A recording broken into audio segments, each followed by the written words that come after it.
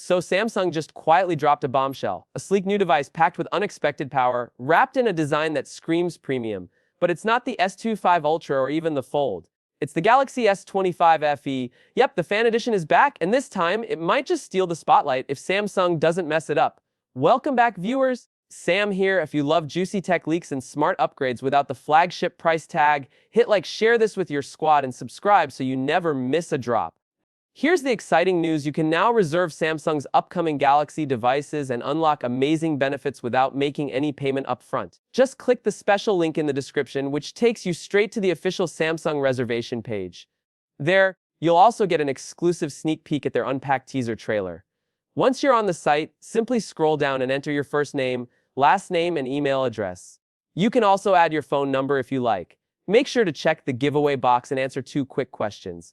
Once the Reserve Now button turns blue, tap it, and you're all set. By reserving early, you'll automatically get a chance to win 5,000 Samsung credit, receive a 50,000 Samsung credit, and unlock savings of up to 150 on your next Galaxy device. No strings attached, just free perks for showing interest early. Now let's get into it, because while the leaks are juicy, one huge mystery still hangs over the S25 FE, the release date. We've got renders, chipset rumors, and camera details, but no official launch window. That's not just a missing puzzle piece. That's the piece that decides whether this phone flies or flops. Design-wise, this might be the best-looking FF phone Samsung's ever made. It's just 7.4 mm thick, thinner than last year's 24 FE, and still manages to keep that iconic Galaxy look. Bezels have been trimmed slightly, although the chin still lingers, just enough to remind you it's not the flagship. It measures 161.4 mm by 76.6 mm, making it more compact and easier to grip than its predecessor. It even mimics the S25 and S25 FE design language, so visually, it fits right in. Now for the display, no surprises, but no disappointments either. A 6.7-inch Super AMOLED with a 120Hz refresh rate returns, but rumors suggest we're getting a boost in peak brightness, up to 2600 nits. That's a major upgrade for outdoor visibility and rivals what we see in flagship phones.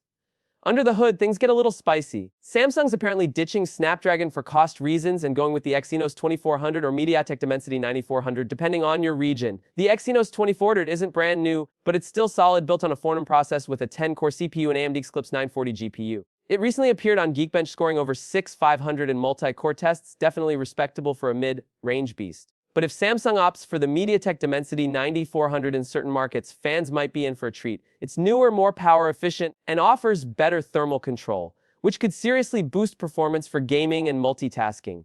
No official word yet, but let's just say, if you're in the right region, you might get the better deal. RAM is expected to start at 8 GB. A bit of a letdown considering the base Galaxy S25 comes with 12 GB. But if pricing is aggressive, most users probably won't mind. Now let's talk cameras. No major leap from the S24 FE setup on the rear, which is disappointing, especially since last year's camera performance was criticized. But there's a silver lining. The selfie camera might be upgraded to a 12MP sensor, the same one found in the S25 for content creators, video callers, and selfie addicts. This could be a quiet win. The software side is promising too. This 25 FE is expected to ship with Android 16 and One UI 8, giving users access to the latest features right out of the box. From AI enhancements to smoother animations and deeper customization, Samsung's new software experience is shaping up to be their best yet. So what's the catch? Timing. If Samsung launches this phone too late, say around October like they did with previous FEs, it'll be competing with the next big thing, the Galaxy S26 series. By that time, the regular S25 might already be heavily discounted, making the FE model a harder sell.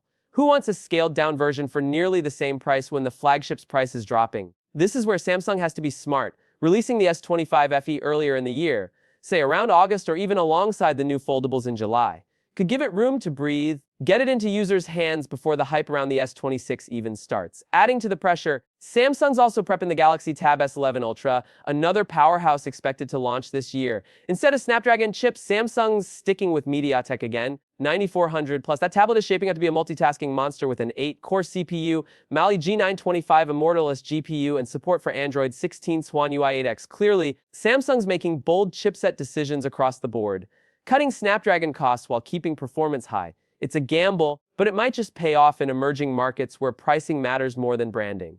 So here's the big picture. The Galaxy S25 FE looks great, feels premium, and might deliver better performance than you expect, especially if you land the MediaTek variant.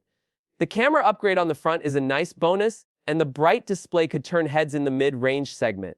But without a solid release date or clear pricing, it's hard to tell if this phone will rise or just fade into the noise. If Samsung nails the timing, keeps the price sharp, and markets the S25 FE as a legit alternative, not just a watered-down S25, this could be the comeback the FE line needs. But if they wait too long, it could be another missed opportunity. What do you think? Would you buy the S25 FE over a discounted S25? Or is it all about timing for you too?